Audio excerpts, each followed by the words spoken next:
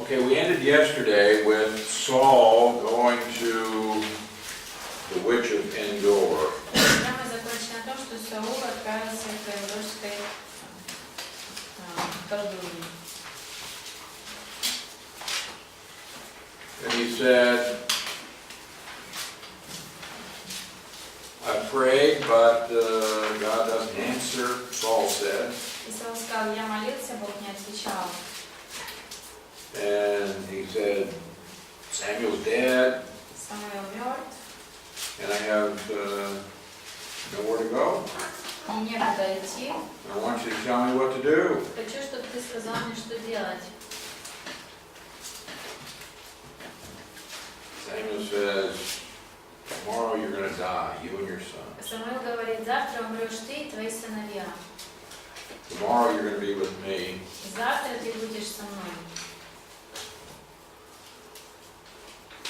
And so the next day, there is a great battle between Israel and the Philistines. На следующий день происходит большая битва между Израилем и филистимлянами. Okay, in 1 Samuel 31. В 31 главе 1 царства. Takes place at Mount Gilboa. Происходит на горе Гилбоа. And the Philistines killed the 3 sons of Saul. Филистимляне убили 3 сыновей Саула. And then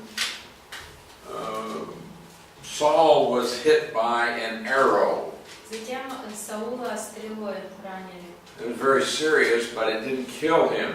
И ранение было тяжелым, но он не умер от этого. And Saul realized that he was going to lose the battle. Саул осознает, что битву он проигрывает.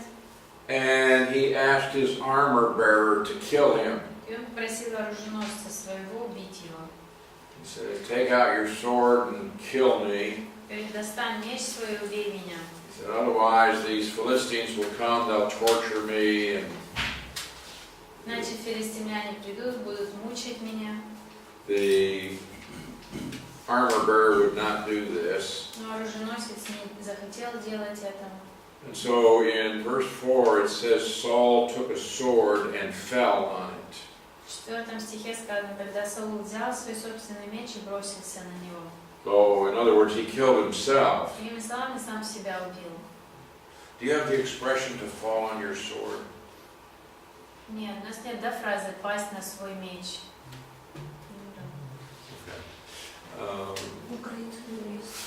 Есть, пал на свой меч. You mean in our language or Yeah, in your language. Как в есть языке, не в тексте Библии. языки есть? Как выражение. Есть. Вы так не говорите, В что... основном смысле, просто она сейчас с этим не занимается. В общем-то, это нормально. Okay, it's a common expression in my language, but it comes from this verse. Говорит, что у них это распространенная фраза, которая из этого стиха как раз взята. Fall on the sword, you commit suicide Пасть на меч, то есть совершить самоубийство. in order to avoid some kind of suffering in the future. Чтобы избежать каких-то страданий в будущем.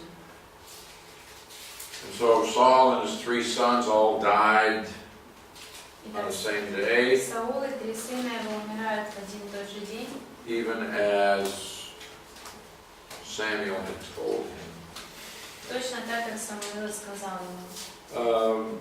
Well, the Philistines came, they found Saul, Когда филистимляне пришли, они нашли тело Саула, cut off his head, резали голову ему, took off all his armor, сняли его доспехи, and they went and hanged the body of Saul and his sons on the wall of their city. и повесили тело Саула и сыновей на стене у себя. But there were some brave men from Israel who snuck into the city that night. They took down their bodies. Но отважные несколько людей из Израиля, они пробрались ночью, сняли эти тела, Burned the bodies, сожгли тела, and then took their bones and buried them in Israel. взяли кости и похоронили в Израиле. So this is where they ended 1 Samuel. Вот этом закончилась книга Первое царство. Remember that originally 1st and 2nd Kings was just one book. Помните, что изначально Первое и Второе царство или Самуила это одна книга была. And so when you come to 2nd Samuel, it's just a continuation of what was begun in 1 Samuel. Итак, Вторая книга царств всего лишь продолжение того, что началось в Первой. So it's just a continuation of the history of the kingdom that is established with Saul. Всего лишь продолжается история царства, которая установилась с появлением Саула. So everything we said about the background for 1 Samuel can be repeated here. Поэтому все то, что мы с вами обсудили о первой книге царств, вначале относится и к этой книге. As far as the author, the date of the writing. Вопрос автора, даты написания, вот эти все. But what we're going to see in 2 Samuel is the reign of David. Но во второй книге царств мы увидим правление Давида.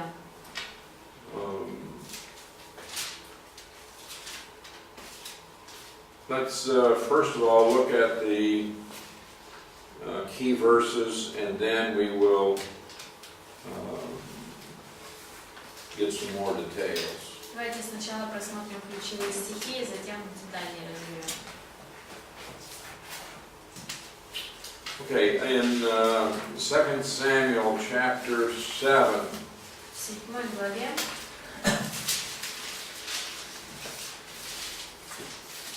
verse 12, 12 стих, he says, when your days are fulfilled, that is, when your life is ended, when you die, когда же твои дни завершатся, то есть когда ты умрешь, you rest with your fathers. It's just a euphemism for physical death. упокоишься со своими предками, это эвфемизм о физической смерти. God makes a great promise here. Бог здесь дает большое обещание. I will set up your seed after you, who will come from your body, and I will establish his kingdom. Я поставлю твоего потомка, который произойдет от тебя, наследовать царство. So God promises David that a son of his would be the next king. Итак, Бог обещает Давиду, что его сын будет следующим царем. What God promises. Это то, что Бог обещает. Okay, and it says in verse 13, he will build a house for my name. 13. Он построит мне дом для моего имени. And I will establish his kingdom И я упрочу престол его царства forever. навеки. Now, Saul had the kingdom taken from him because of his carnality. Царство было отнято от Саула из-за его плотского поведения. But in verse 14, God says, I will be his father, he will be my son. If he commits an iniquity, I will chasten him. В 14. Я буду его отцом, и он будет мне сыном, когда он согрешит, я накажу его. But in verse 15, my mercy shall not depart from him as I took it from Saul, whom I removed from before you. 15. Но я не отниму от него своей милости, как отнял ее от Саула. Your house and your kingdom shall be established forever before you. Твой дом и твое царство будет непоколебимо предо мной. Your throne will be established forever. Твой престол будет упрочен навеки. Now this is basic statement of the what we call the Davidic covenant. Вот эти стихи являются основой того, что мы называем Давидов завет.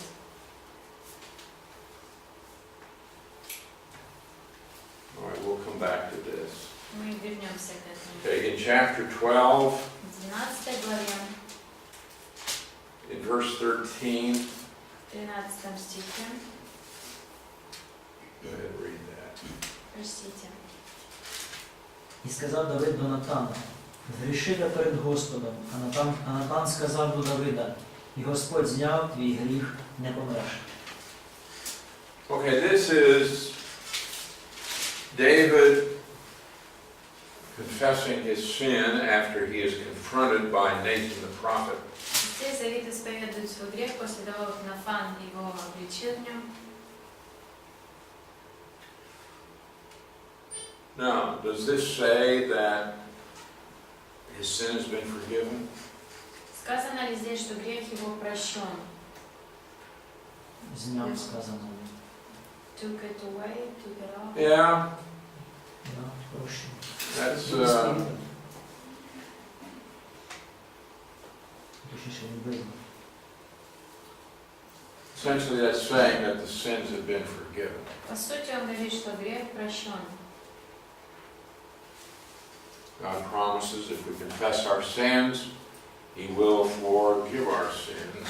Бог обещает, что если мы исповедуем грехи наши, Он простит их. David confessed his sins, God did forgive him. Давид исповедовал, Бог действительно простил его.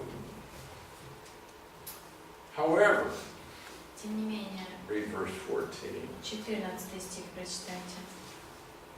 Та що ти спонукав зневаження Господа цієї річі, то син твій, народжений тобі, конче помре. There are consequences. Even though there is forgiveness, there may be consequences. Все равно есть последствия, даже если прощение есть и последствия. Also, back in verse 10, И также в 10 стихе he said, the sword shall never depart from your house. он говорит: поэтому меч никогда не отступит от твоего дома. God is saying there are going to be negative consequences from your sin, and they're going to last for the rest of your life. Бог говорит, что будут отрицательные последствия за грех в твоей жизни, они будут всю жизнь. How can we understand that there's forgiveness and yet there may be continued suffering as a result of the sin? Как нам это понимать, что есть и прощение, и в то же время есть последствия, которые будут длиться все время в результате этого греха? Есть то, что нельзя возвратить. Это There is сделано. something that you can undo because it has already. That's true. There are some things that you cannot undo. Да, действительно, что-то ты уже отменить не можешь.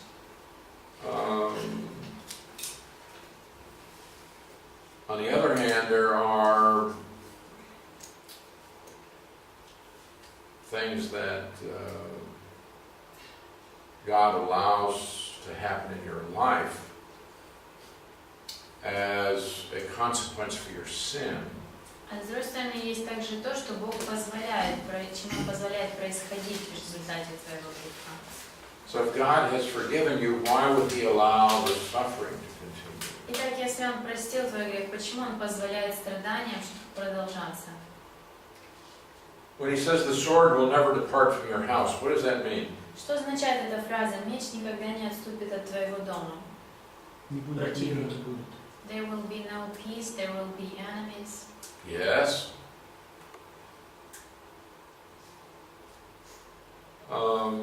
Is this the result of David's sin with Bathsheba? Это что, результат греха с Версавией? Да, так It написано. says so.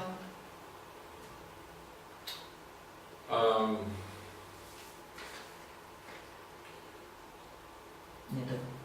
За те, що ти зневажив мене, заповідь нарушив, а потім ще взяв жену другого. Так? The text says he just read the second part of the verse. Yeah, this would be not a direct result. Да, это будет не прямой результат.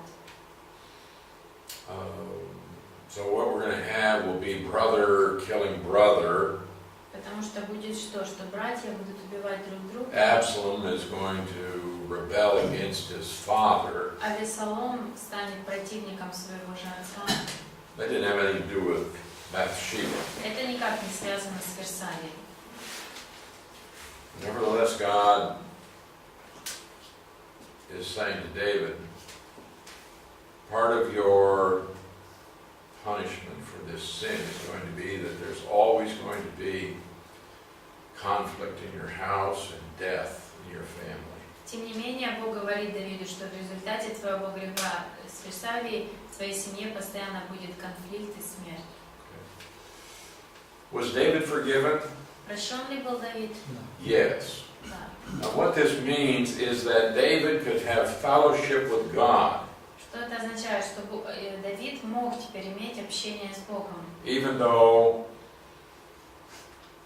he may have suffering that continues because of the sin. Несмотря на то, что у него еще и должны были быть страдания, связанные с этим грехом. But there's nothing to hinder his fellowship with God. Но нет ничего, что уже является преградой общению с Богом. So, when we confess our sins, it may be that there will be no discipline at all. Итак, когда мы исповедуем грех, может быть так, что вообще не будет дисциплины. It may be that the suffering will continue without any change. А может быть так, что страдания будут продолжаться без всяких перемен. Sometimes it will continue at a reduced rate. Иногда они будут продолжаться, но в более мягкой форме. We should remember that suffering is intended by God for our blessing. Но нам нужно понимать, что страдания предназначены Богом для благословения для нас. If there is sin in our life and we have suffering as a result, it is designed to teach us that we need to return to God. Если есть грех в нашей жизни и у нас появляются страдания из-за этого, то они рассчитаны на то, чтобы научить нас, что нам нужно обратиться к Богу. But if our sins have been forgiven and there is suffering, Но если грех наш был прощен и страдания еще есть, then this suffering is an intensified opportunity for us to glorify the Lord. то страдания эти становятся усиленной возможностью для нас прославить Бога.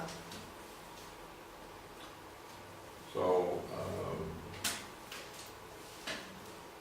the sin was removed. Грех был снят. He was forgiven, То есть and yet there would be continuing suffering as a result. он был прощен, но тем не менее будут страдания, которые в результате этого греха будут длиться в его жизни. Okay. All right.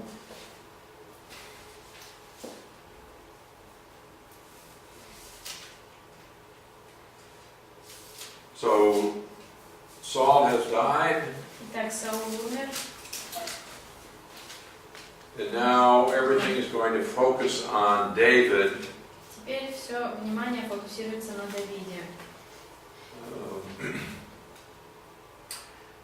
And it's interesting that the Bible does not write stories of heroes like you find in many writings of other nations or cultures. Что интересно, это то, что в Библии не записаны просто повествования о каких-то героях, как обычно мы находим в других записях других народов.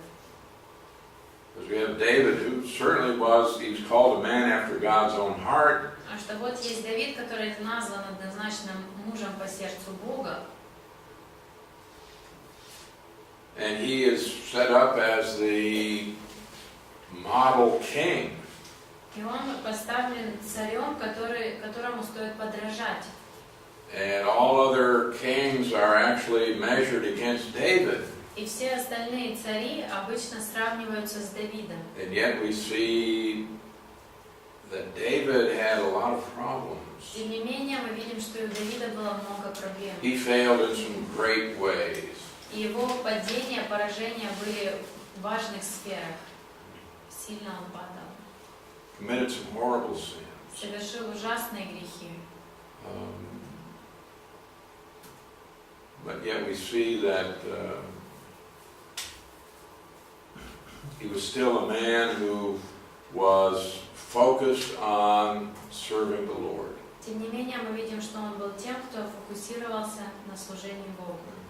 So even though he had failures, this did not prevent him from confessing his sins and serving God again.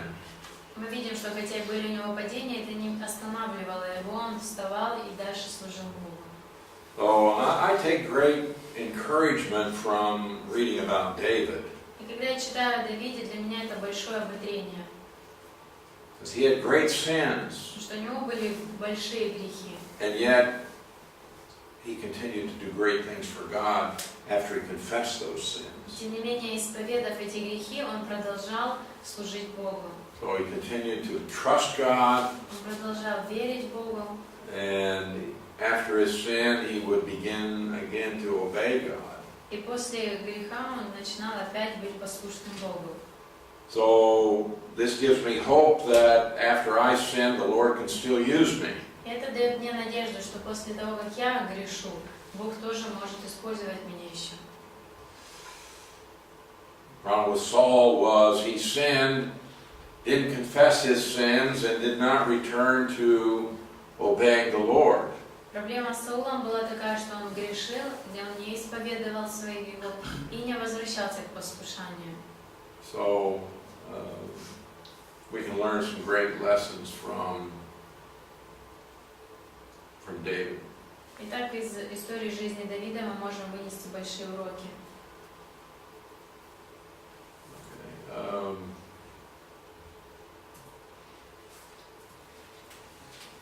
So in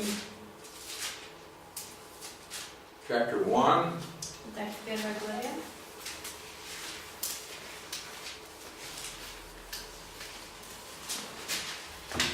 David had actually aligned himself with the Philistines for a while in order to get away from Saul's persecution. Давид на самом деле вступил в союз с филистимлянами на какое-то время, когда он пытался скрыться от Саула. And David was gone when they were fighting this battle of Mount Gilboa. И когда происходила битва на вот этой горе, Гилбоа, Давида не было.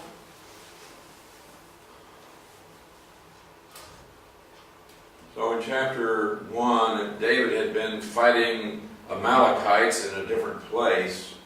Так, в первой главе Давид боролся с амаликитянами в другом месте. And 3 days after the death of Saul, a man came to David. И 3 дня спустя, после смерти Саула, к Давиду пришел человек один. And David said, "Where did you come from?" And he said, "I came from the camp of Israel." И Давид спросил, откуда ты? Я пришел из лагеря Израиля. And David said, "How did that go?" И он говорит, ну и как там дела? He said, "Well, Israel lost the battle, Он сказал, ну Израиль проиграл эту битву. and Saul and Jonathan are dead." И Саул, и Иоаннафан умерли. David said, "How do you know that?" Сказал, откуда ты знаешь? And he said, "Well, it just happened I was walking up on Mount Gilboa." Говорит, ну так произошло, что я шел по горе Гилбоа. In verse 6 he says, "And there was Saul leaning on his spear. И там был Саул, который оперся на свой меч. And he called me and said, 'Who are you?' И он позвал меня, спросил, кто ты? He said, 'I'm an Amalekite.' Я амаликитянин. And Saul said to me, kill me. А Саул сказал мне: убей меня.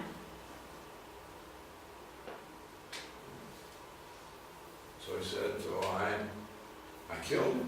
Так я убил его. Saul didn't want to live, so asked me to kill him, and I did. То есть Саул жить не хотел, попросил меня убить, я убил. He said, so I took his crown, and I took the thing from his arm, И я взял венец его и то, что на руке у него было, and I brought them here to you. и принес тебе. He thought David would be very impressed. Он думал, что это очень впечатлит Давида. David was not impressed, he was not pleased. Но это не впечатлило Давида, и он не был рад слышать это. But rather he mourned. Вместо этого он скорбил. And so David comes back to this man, and in verse 14 he said, how was it that you were not afraid to put forth your hand to destroy the Lord's anointed? Итак, Давид опять говорит с этим человеком: как же ты не побоялся поднять руку, чтобы погубить Господнего помазанника? God put him in that position, then who are you to kill him? Если Бог его поставил на эту должность, кто ты такой, чтобы убивать его? Verse 15, David called one of the young men and said, go near and execute him. 15. Давид позвал одного из своих людей и сказал ему: подойди и убей его. You said you killed Saul? Ты сказал, что ты убил Саула? Did he really? Действительно ли он убил его? No, he didn't. Нет, не But убивал. he said he did. Но сказал, что он его убил. Okay. By your own testimony, you are guilty of killing the king. Итак, на основании твоего же свидетельства ты виновен в убийстве царя. So David said, execute him, and they did. И Давид приказывает казнить его, и его казнили. And then David wrote this beautiful song about Saul and Jonathan. И затем Давид написал прекрасную эту песню о Сауле и Иоаннафане. It's amazing that Saul had chased David for so many years and tried to kill him. Удивительно, что Саул так много лет гонялся за Давидом, пытался убить его. David still recognized it. God that put Saul in place. Но Давид все равно признает, что Бог поставил его на это And должность. God had already announced to David, you're going to be the next king. И Бог уже объявил Давиду, что он будет следующим царем. But David was not ambitious and didn't seek to put himself in that position, but he waited for the Lord. Но Давид не руководствовался амбициями и не пытался найти возможности занять это положение, он ждал Господа. All right, in chapter 2, В 2 главе we see that David is anointed king for the second time. мы видим, что Давид помазан в цари второй раз. David is actually anointed king 3 times. На самом деле 3 раза его помазывают в цари. The first time was by Samuel when he came in from watching the sheep. Первый раз Самуил помазал его, когда он пришел с поля от овец. But now he's going to be anointed king a second time. Теперь второй раз его помазывают в цари. So, in verse 1, David prayed, and we see David praying a lot. Первый стих 2 главы, Давид молится, и мы часто видим, что Давид молится. Well, if you read the Psalms, you know that David was a great man of prayer. Если почитать псалмы, то мы увидим, что Давид был величайшим человеком молитвы. Well, David said, shall I go up to the cities of Judah? And the Lord said, yes. Так он задает вопрос: идти ли мне в какой-нибудь из городов Иудеи? И Господь говорит: иди. Where should I go? He said, to Hebron. Куда мне идти? В Хеврон, ответил он.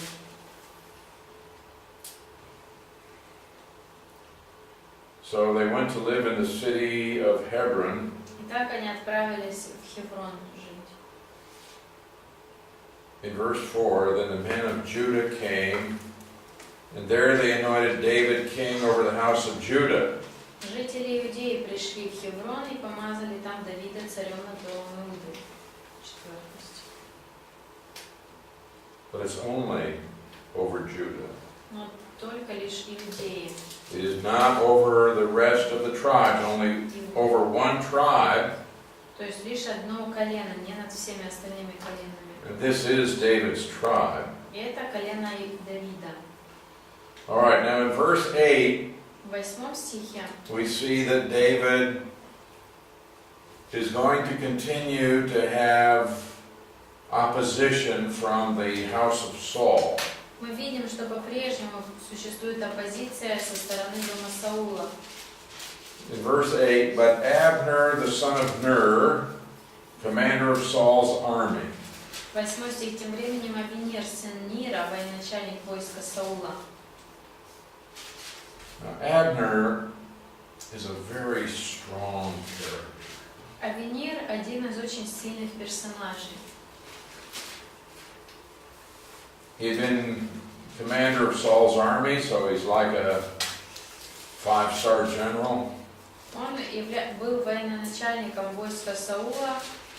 So he was like what? A 5-star general? General with the highest rank. Он был как генерал с 5 звездами. And it says he took Ishbosheth, the son of Saul. И сказано, что он взял Иеваспея, сына Саула. I want you to remember the name Ishbosheth. Хочу, чтобы вы запомнили это имя, Иеваспей. Who is he? Кто он? Son of Saul. Son of Saul. And it says in verse 9, Abner made him king. И сказано, что сделал его царем. He says, over Gilead, the Asherites, Jezreel, Ephraim, over Benjamin, and over all Israel. Над Галаадом, Ашуритами и Израилем, и также над Вифлеемом, Вениамином, и над всем Израилем. At the end of verse 10 it says, only the house of Judah followed David. В конце 10 стиха, но дом Иуды пошел за Давидом. Verse 11, at the time that David was king in Hebron over the house of Judah was 7.5 years. Всего Давид был в Хевроне царем над домом Иуды 7 лет и 6 месяцев. Okay. So we have Ishbosheth Итак, вот is есть made king in his father's place. которого поставили в цари вместо его отца. So we have a division. David is king over Judah, Ishbosheth king over the rest of Israel. Так происходит разделение. Давид царь был Иуды, а Иосфей все остальные части Израиля. And they have a long conflict. И долгое время у них происходит конфликт. Now, in verse 12 we see Abner again. В 12-м опять Авинир встречается. And now he is not only a military leader, but he's very strong politically. Итак, он не только является военным лидером, но также и политически очень силен.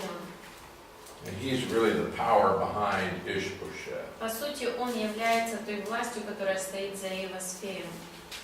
Well, he brought with him a number of his soldiers. Он привел с собой несколько солдат. And in verse 13 we meet Joab. И в 13-м мы встречаем Иава, He's the son of Zeruiah. сын Саруи. And Joab is David's general. И Иав является генералом Давида. Joab is actually a cousin of David. Он на самом деле его двоюродный брат. And Joab is a very strong man. Иав очень сильный человек, I mean, he's powerful. силен. And he's a very harsh man. Также очень суровый. Now you have two very strong men. Итак, вот два этих сильных человека. And they are on opposite sides in this conflict. И они по разные стороны этого конфликта. Now, how they happened to come together, I don't know. Как так получилось, что они собрались, не I знаю. don't know who instigated this. Не знаю, кто инициировал это. But it says that they came together at the pool of Gibeon. Но сказано, что они вышли и встретились у Гаваонского пруда. And it says they sat down, one on one side of the pool, the other on the other side of the pool. Сказано, что засели на одной стороне пруда, а те на другой. Okay, we have these enemies. Так вот, враги. Some here, some here. Одни с одной стороны, другие с другой. And Abner said to Joab, И Авенир говорит Иаву: let's have a contest. давай соревнования устроим. My men against your men. Мои люди против твоих людей. Joab said, good. Иав говорит: хорошо. So they took 12 from each side. И так взяли 12 с каждой стороны. So in verse 15, they arose and went over by number 12 from Benjamin. 15 стих. Встали, и было отчитано 12 вениаминтян. Okay, they are loyal to Ishbosheth. То есть это те, кто верны Иеваскею. And then 12 from the servants of David. И 12 из слуг Давида. Now you have 24 men. Итак, вот 24 человека. These are soldiers, and I assume they are the very best soldiers since they are with these two generals. И это солдаты, я так подразумеваю, что самые одни из лучших, потому что они с этими сильными генералами. So they're going to have a contest, but it turns out that all 24 of them are going to die in the contest. И вот они собираются устроить соревнования, но все 24 умрут в этом соревновании. And so, verse 16, each one grabbed his opponent by the head and thrust his sword into his opponent's side, so they fell down together. Каждый из них схватил своего соперника за голову, вонзил ему в бок свой меч и пал вместе с ним. So they changed the name of this place and they called it the Field of Sharp Swords. И вот почему это место в Гавоне было названо место острых мечей. Well, when all of these young men died in this contest, И вот когда все эти юноши умерли в этом соревновании, it started a big battle. началась большая битва. And Abner and the men of Israel are going to be defeated by Joab and David's men.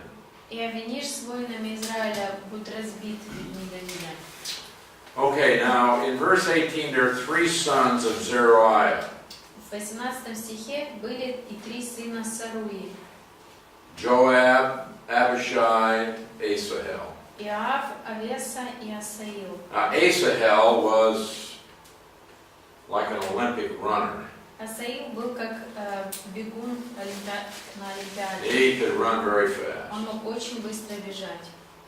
Well, Abner's side is losing the battle, and so Abner began to run away. Итак, Авенир видит, что он проигрывает битву и начинает бежать с поля битвы. And Asahel pursues him. И Асаил бежит за ним. And of course he's going to catch Abner, who's older and not so fast. Конечно же, он сможет словить Авенира, который старше его и не так быстро бежит. Abner looks over his shoulder, he recognizes Asahel. Авенир оглядывается и узнает, что это Асаил, And he says, stop following me. и говорит: перестань бежать за And мной. go chase some younger man. Говорит: иди беги за кем-то помоложе. Kill some younger man and take his armor, and you'll have glory for that. Иди убей кого-то помоложе, забери его оружие и получишь славу за это. But Abner said, if you keep chasing me, I'm going to have to kill you. Авенир говорит: если ты будешь продолжать бежать за мной, мне придется убить тебя. Understand, Abner is a seasoned war veteran. Нужно понимать, что Авенир это уже такой многое прошедший ветеран. He's a great warrior. Он великий воин. Asahel can run very fast, Асаил, он может быстро бежать, but he doesn't have the same fighting skills. но таких же навыков в бою у него нету. he won't quit chasing, and so Так он продолжает бежать за ним. Abner warned him, Авенир предупредил его. and Asahel kept coming, and Abner killed him with the blunt end of the spear. И Саил продолжал бежать, и Авенир убил его тупой стороной меча, копья. I think Abner did not want to kill this young man. Я думаю, что Авенир не хотел убивать этого юношу. I think he tried to fight him off. Я думаю, что он пытался отбиться от него. But finally, he just took the blunt end of the spear and drove it through him. В конечном итоге тупой стороной просто проколол его. So Asahel died. Итак, Асаил умирает. Now Joab and his brother Abishai И теперь Иоаб и брат его Авеса, they began to pursue Abner. они теперь начинают следовать за Авениром. And finally, they find Abner, who's up on top of a hill. Наконец-то они его находят на холме. So Abner has troops up on the hill, and Joab has troops down below. Итак, Авенира войска на холме, а внизу холма войска Иоаба. And Abner said, "How long are we going to keep on fighting? И Авенир говорит, сколько еще нам продолжать бороться? Why don't we just stop this killing?" Почему бы нам просто не перестать прекратить это убийство, эти убийства? And Joab said, "Okay, we'll stop." Иоаб говорит, хорошо, давай прекратим. It was a horrible day. Это был ужасный день. It says that David's side lost 19 men. Сказано, что со стороны Давида 19 человек, But from Abner's side, they lost 360. но со стороны Авенира было потеряно 360 человек. Now, the story goes on in chapter 3. И эта история продолжается и в 3 главе. There was a long war between the house of Saul and the house of David. Долгая война происходит между домом Саула и Давида. David grew stronger and stronger. The house of Saul grew weaker. И дом Давида укреплялся, а дом Саула становился все слабее. And then they list some of the sons born to David in Hebron. Затем перечисляются сыновья, которые родились у Давида в Хевроне. And we see that David had already several wives. Мы видели, что у Давида уже несколько жен было. This is one of David's great failures, and it's something that his son Solomon will repeat. Это одно из величайших ошибок Давида, и это одно из того, что сын его Соломон повторит.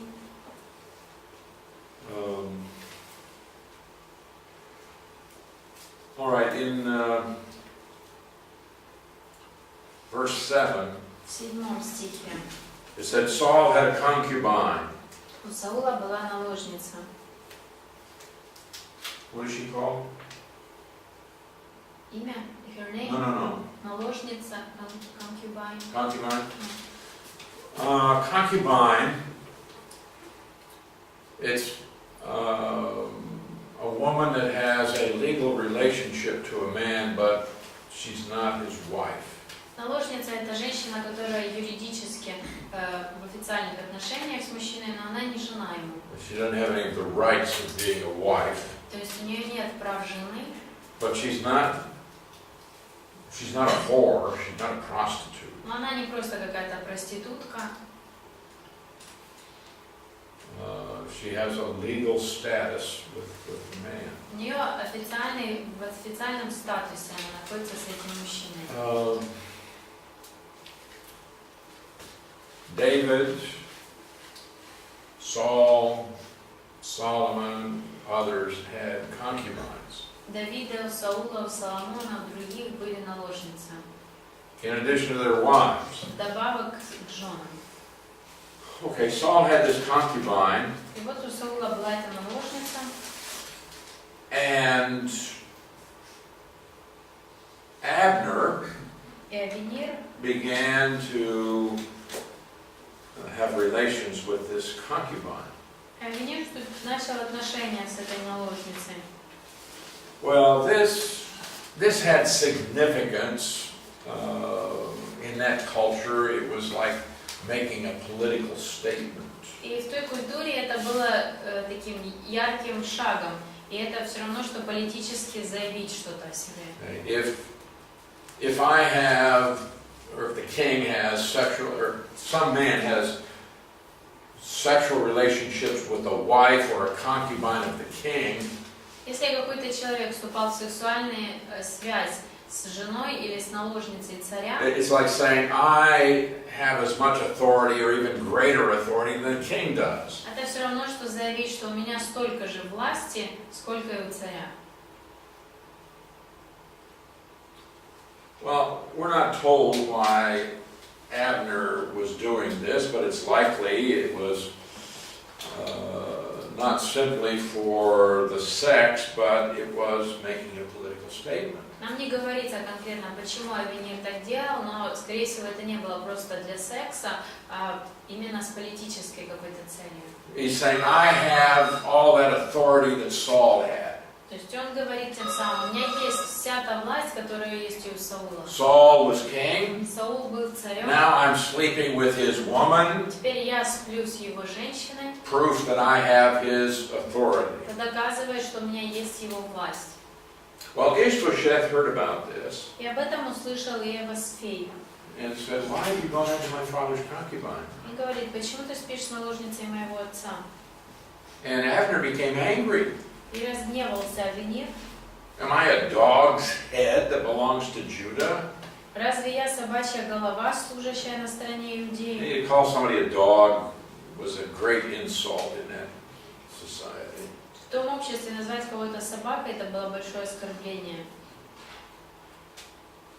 And he said, today I show loyalty to the house of Saul, your father. Ведь сегодня я верен дому твоего отца Саула. I could have delivered you into the hands of David. Я мог бы предать тебя в руки Давида. But I've been loyal to you. Но я был верен тебе.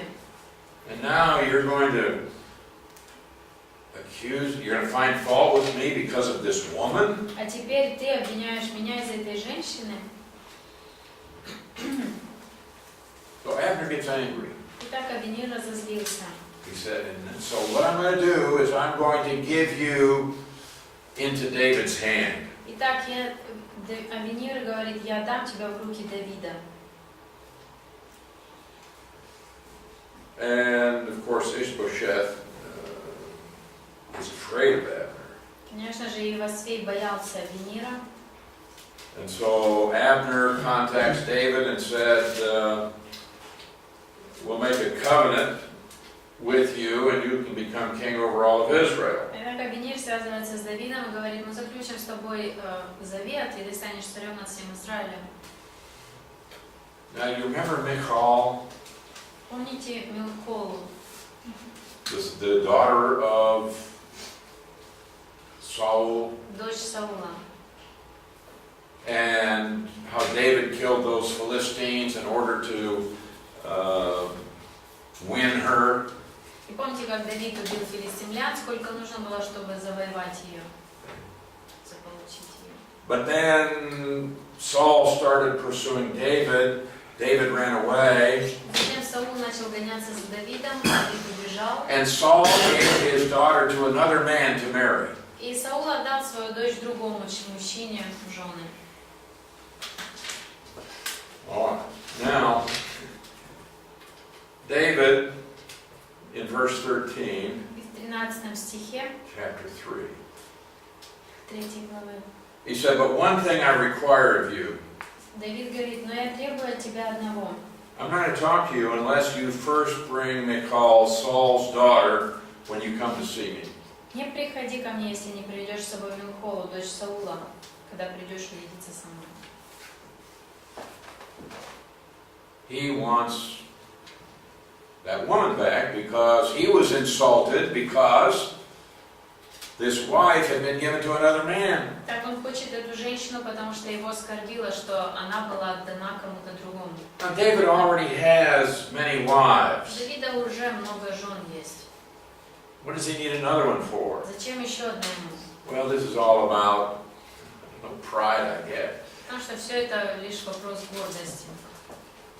So Ishbosheth Итак, Еваскей went and got this woman, пошел, нашел эту took her женщину, from her husband, забрал мужа, and her husband walks along behind just crying. ну и муж пошел вслед и плакал, идя за ним. I don't have much respect for him. Не особо уважаю его.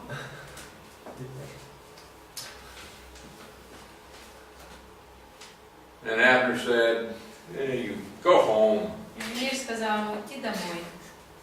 And the man turned around and went home. И он возвратился домой. What kind of a man is this? Что это за мужчина?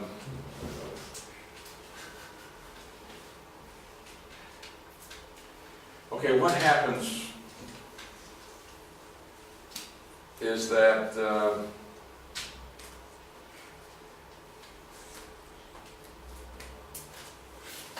they enter into an agreement, Что происходит? Они заключают договор.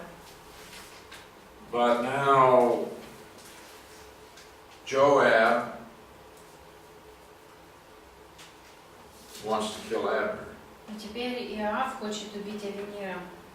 Why? Почему? Abner had killed his brother Asahel. Потому что Авенир убил брата его. So they had said, okay, we're going to stop fighting. И так они сказали, хорошо, давай прекратим воевать. But Joab never forgot. Но Иоав никогда не забыл об этом.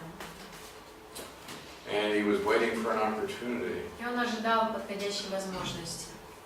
Abner had come to talk to David. Авенир пришел общаться с Давидом. They had a good conversation. Они хорошо поговорили. And David sent away this general. И Давид отпускает этого генерала. When Joab came and heard that David had Abner there and didn't do anything to him, Когда Иоав пришел и услышал, что здесь был Авенир, и Давид ничего с этим не сделал, Joab didn't like that. Иоаву это не понравилось. So without David knowing, he sent a message. He said, Abner, come back. We need to talk. И так без ведома Давида он отправляет ему послание: «Вернись, Авенир, нам нужно поговорить». Abner came back. Авенир возвращается, Joab and his brother killed him. и Иоав с братьями убивают его.